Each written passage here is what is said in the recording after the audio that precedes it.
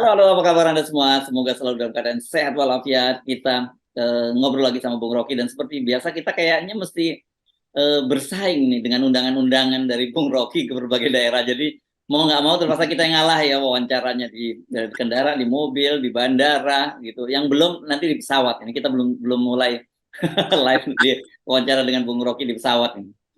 Jadi jangan wawancara di Polda. Oh, oke. Ya, Bung Rocky akhirnya Pak Luhut itu memberi penjelasan pada publik ya, karena kita kemarin juga Hmm. mendorong tuh Pak Luhut menjelaskan pada publik supaya tidak muncul spekulasi macam-macam. Nah, ini Ya. walaupun ini ada penjelasan Pak Luhut, kita juga belum tahu seperti apa kondisinya. Tapi yang jelas bahwa Pak Luhut mengaku bahwa dia perlu istirahat, disarankan oleh seorang sahabatnya menteri di Singapura untuk ya dirawat di Singapura gitu kan. Sebelumnya seperti diketahui Pak Luhut itu kalau dari sumber-sumber tertentu disebutkan di Cicu ya, di perawatan jantung di RSPAD gitu. Jadi ada kepastian bahwa sakit, ya itu semua semua orang bisa tiba-tiba jatuh sakit tuh. Tapi yang jadi pembicaraan publik adalah apakah Pak Luhut mendelegasikan atau Pak Jokowi uh, meminta orang lain untuk menggantikan fungsi-fungsi Pak Luhut. Jadi Mhm. itu sebetulnya yang lebih menarik diketahui oleh publik karena kedudukan Pak Luhut yang sangat strategis. Tapi begitu Pak Luhut muncul dan ada semacam kegembiraan bahwa oke, yang bersangkutan masih bisa menjalankan fungsinya sehari-hari itu. Tinggal berapa lama itu masalahnya itu. Dan berapa lama itu terkait langsung dengan kondisi politik di negeri ini. Nah, kebetulan kita lagi bicara tentang masalah-masalah pemilu, tentu kehadiran Pak Luhut dalam proses-proses ini sangat menentukan. Karena Pak Jokowi selalu asistensi Pak Luhut diperlukan. Ya, ya. Dan walaupun begitu, ini munculnya pun juga bukan muncul secara fisik ya. Artinya ini ada foto Ya. Pak Luhut, ada tulisan yang bisa saja itu pasti bukan ditulis oleh Pak Luhut sendiri, itu oleh artinya gitu. Mungkin akan lebih afdol kalau kemudian Pak Luhut muncul dengan video dan kondisi yang sudah pulih kesehatannya, itu mungkin akan lebih meyakinkan publik. Yang sekarang ini cuma menjawab rumor apakah betul dia di Singapura. Banyak media yang sebenarnya sudah tahu juga dia di Singapura gitu. Tapi sekarang dengan dikonfirmasi ya Pak Luhut sudah ada di Singapura. Tapi kondisinya seperti apa, ini yang saya kira masih tetap jadi rumor. Dan Anda benar, karena jabatan Pak Luhut itu saya kira saya lupa, pokoknya lebih lah kalau dari 27 jabatannya. Siapa mau didelegasikan ke satu orang nggak mungkin. Itu langsung masuk rumah sakit juga orangnya yang dikasih jabatan semua Pak Luhut. Dijamin gitu ya. Nah pasti dibagi-bagi kan gitu. Ya kita punya keperluan untuk mengetahui lebih detail tuh, bukan apa penyakitnya, tetapi seberapa sehat Pak Lut sekarang. Ya, Dan itu yang memungkinkan orang berharap banyak bahwa kabinet tidak terganggu sebetulnya dengan ketidakhadiran Pak Luhut. Tapi kalau keadaan Pak Luhut bisa diperlihatkan secara fisik, orang mungkin lebih merasa nyaman itu. Dan Pak Jokowi tentu lebih tahu, tentu laporan pada Pak Jokowi lebih lengkap daripada laporan Pak pasti, Luhut pada publik kan. Nah, itu pasti. sebetulnya yang akan kita tunggu seminggu ini kira-kira apakah Pak Jokowi menunjuk semacam ex officio pada kedudukan Menko Invest itu tuh. Jadi kalau ada ex officio berarti Pak Luhut memang harus istirahat panjang tuh, dan kita nggak tahu apa yang disebut istirahat panjang itu, sekaligus mengistirahatkan Pak Luhut dari fungsi dia untuk mengambil kebijakan. Dan 32 atau berapa jabatan itu kan mesti digantikan juga secara ex Ya, officio. ya, ya, Jadi bukan sekedar Pak Luhut yang diganti, tapi juga 32 jabatan itu. Karena ya. nggak mungkin pengganti Pak Luhut itu menguasai 32 itu. Itu soalnya.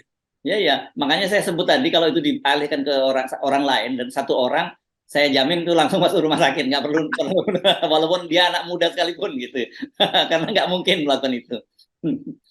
Memang di situ keunikan Pak Luhut itu. Tapi kita mengerti juga kenapa keunikan itu akhirnya hanya ada Pak Luhut. Tentu karena sejarah persahabatan Pak Luhut dengan Pak Jokowi. Hmm. Tentu karena lobi Pak Luhut yang melebar dan meluas ke hampir semua belahan dunia itu. Tentu karena kapasitas Pak Luhut untuk yang selalu mampu untuk jadi jembatan untuk menyelesaikan terutama perselisihan politik. Kalau soal ekonomi itu gampang dikerjakan, tetapi menjadi semacam katalisator itu susah betul kan. Dan kemampuan sebetulnya kalau kita bilang kemampuan Pak Luhut untuk membujuk dan menggertak, nah ini istilahnya tuh, membujuk Ya, dan menggertak Itu nggak ada pada orang lain tuh. Ya, ya, ya, ya. Ya itu saya kira mungkin tidak tergantikan kalau secara formal administratif mungkin mungkin saja digantikan itu ya siapa. Tapi untuk menggantikan dalam pengertian perannya penuh seperti yang dilakukan oleh Pak Luhut, saya kira itu yang tidak mungkin tergantikan. Kita mau coba mendeteksi sebetulnya keadaan ekonomi kita seberapa rentan kalau tidak ada semacam katalisator Pak Luhut. Demikian juga keadaan politik. Jadi Pak Luhut itu walaupun portofolionya adalah menko investasi, tetapi aktivitasnya itu melampaui politik sebetulnya kan. Nah, keadaan-keadaan semacam ini yang juga jadi kalkulasi dari mereka tidak nyapres tuh. Kan bagaimanapun koalisi yang masih terombang-ambing, ada Pak Prabowo yang masih menunggu keputusan Mahkamah Konstitusi, demikian juga di pihak PDIP atau bahkan kubunya Anies itu kan mau dapat sinyal tuh sebetulnya komposisi persaingan nanti kemana tuh. Nah komposisi ini kita tahu diam-diam itu juga dibuat liquid oleh kehadiran Pak Luhut tuh. Bagaimana Pak Luhut misalnya melobi Nasdem sehingga timbul kesan bahwa masalah-masalah Nasdem itu yang mencalonkan Anies bisa diselesaikan dengan pertemuan Pak Surya Paloh dengan Pak Jokowi, kan semua itu adalah peran diplomasi Pak Luhut. Dan saya kira sebenarnya gini ya, dalam negara demokrasi seperti Indonesia yang saat ini gitu ya, ini memang unik ya muncul figur seperti Pak Luhut dan kemudian juga perannya juga yang unik. Saya kira harusnya hal-hal semacam ini mestinya kalau dalam negara demokrasi ya yang sudah normal gitu demokrasinya, sekarang nggak akan terjadi gitu Bung Rocky. Iya, itu mestinya udah masuk muri itu. Jadi Pak Jaya Suprana mesti kasih semacam penghargaan tuh, bahwa ada record seorang mampu dan membuktikan memang dia mampu untuk mengatasi berbagai macam masalah. Sekaligus record pada Pak Jokowi yang tidak mampu untuk membagi kekuasaannya secara merata, kan itu intinya. Jadi mesti dua rekornya. Pak Jokowi tidak mampu sehingga mesti dapat Pak Luhut mampu maka dia terlihat kapasitasnya yang luar biasa itu. Yes, oke. Ya, baik. Oke, kita tinggal ke Pak Luhut ya. Yang mudah-mudahan seperti itu bisa sehat sedia kala dan tentu publik akan menunggu kemunculan Pak Luhut secara fisik ya, bukan hanya lewat media sosialnya gitu. Tapi kita pindah ke topik yang kemarin kita juga bahas Bung Rocky ya, dan Anda juga dengan tepat memprediksi bahwa akan soal batas calon usia presiden dan wakil presiden itu akan diumumkan hari Senin nanti, tanggal jam 10 gitu. Artinya ini tinggal 3 hari menjelang pendaftaran. Ini juga sangat menarik Bung Rocky dan kemudian di bawah itu begitu kemarin muncul itu kasak kusuk di partai-partai politik, saya simak itu semakin seru itu. Nah, poin kita apapun yang dijadwalkan orang tunggu semacam kejutan. Apa kejutannya? Kejutannya adalah bila Mahkamah Konstitusi membatalkan proposal yang meminta penurunan umur cawapres itu kan. Ya. Itu kan proposal yang dibuat oleh Kaisang sebagai ketua PSI sebetulnya kan. Jadi kelihatannya sudah direncanakan Kaisang akan memimpin PSI, lalu PSI yang akan menerima kesimpulan dari Mahkamah Konstitusi itu. Kan yang paling bergembira adalah PSI kalau proposal itu berhasil atau kalau tuntutan judicial review berhasil. Nah, kelihatannya orang menunggu supaya itu tidak berhasil kan, jadi ajaib kan. Ya, jadi sebetulnya yang kita sebut kejutan itu bila Mahkamah Konstitusi membatalkan judicial review yang diduga keras dimaksudkan untuk memungkinkan Ganjar atau Ganjar lagi menurut memungkinkan Gibran jadi wakil presiden. Nah, sebetulnya itu intinya, dan memang ada semacam keajaiban bahwa kalau kita hitung misalnya Kaisang mengajukan judicial review kepada pamannya yang ketua Mahkamah Konstitusi supaya kakaknya Gibran itu diloloskan jadi calon wakil presiden. Jadi kira-kira begitu. Ini super dinasti sebetulnya tuh. Kan ini juga perlu dapat rekor muri itu. Bahwa hanya di Indonesia seorang adik meminta pamannya untuk meloloskan kakaknya menjadi calon wakil presiden. Kan itu lucu tuh. Ya, walaupun waktu itu Kaisang belum jadi kader loh, Bung Rocky, waktu pengajuan judicial review. Tapi sudah bisa kita duga bahwa sebenarnya ini kan cuma seremonialnya saja ya, dia menjadi kader dan kemudian menjadi ketua umum itu. Tapi desainnya sudah jauh-jauh hari disiapkan gitu ya. Betul, dari awal kita memang sudah duga kuat bahwa PSI itu akan diambil alih oleh Jokowi dan akan ditempatkan di situ. Kan dulu duganya itu dibuat buat Gibran, ternyata tidak. Tadi Ya. akhirnya dibuat untuk Kaisang. Mungkin juga orang bercanda sebenarnya kalau Kaisang nggak bisa itu, maka yang akan dijadikan ketua PSI adalah cucunya Pak Jokowi, siapa namanya yang suka Jan Etes. disebut. Iya. Masih lama itu Tapi tapi. bercanda itu memang bercanda yang sinisme yang betul-betul masuk akal. Karena memang kita kalau kita lihat apa bedanya Kaisang dengan Rian siapa namanya? Jan Etes.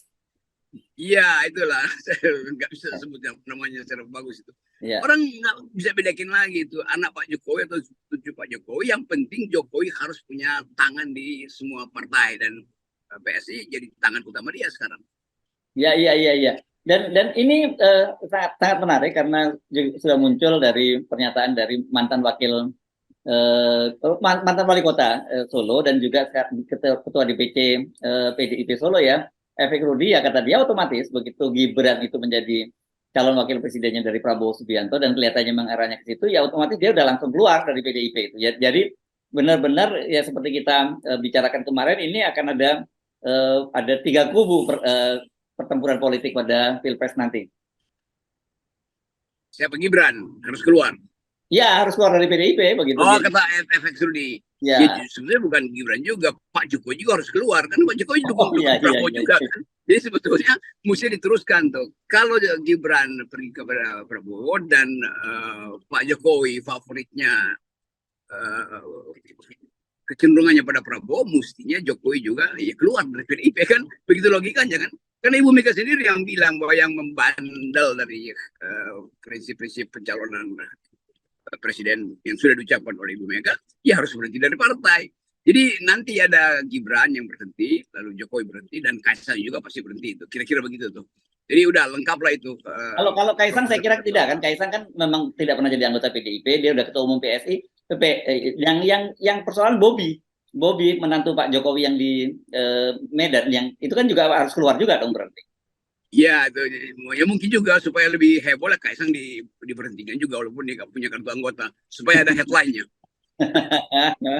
Oke, jadi ini makin sempurna saya kira yang kita kemarin yang kita sebut, saya nggak mau pakai bahasa Indonesia, saya pakai bahasa Inggrisnya, political madness, Indonesian political madness-nya ini makin sempurna gitu ya. Iya, ya sebut aja itu kegilaan dalam politik Indonesia sebetulnya kan. Yeah. Banyak orang juga menganggap itu kegilaan. Jadi bukan gila tapi kegilaan, itu beda antara gila dan kegilaan. Jadi betul tadi itu istilahnya tuh the madness of Indonesian politics itu kan.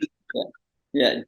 Oke, jadi kita tinggal tunggu hari Senin, tapi ya rasanya nggak akan terlalu berubah banyak ya, Bung Rocky, kecuali kalau tiba-tiba ada sesuatu yang terjadi pada beberapa hari ke depan itu sangat mungkin terjadi. Kalau tidak terjadi perubahan-perubahan yang sangat fundamental, saya kira skenario Pak Jokowi untuk menjadikan dinastinya itu makin sempurna. Ya kalau Gibran nggak jadi calon wakil presiden atau tidak diizinkan oleh Mahkamah Konstitusi, ya Pak Jokowi pasti masuk rumah sakit tuh. Oh gitu. Jangan dong, nanti repot kalau Pak Luhut nggak ada, Pak Jokowi nggak ada, kan juga repot di negara ini. Walaupun ada presiden, masih ada wakil presiden. Ya karena kegilaan ini kan orang masuk rumah sakit bukan karena sakit, tapi karena kegilaan kan. Jadi diperiksa oleh psikiater. Kenapa elit politik kita jadi gila sehingga nggak bisa lagi mencerna rumus dasar demokrasi itu. Ya, saya kira sekarang wilayahnya sudah bergulir ke situ, bukan analis politik lagi yang harus. Oke, baik, terima kasih. Oke. 0%, yuk. 0%.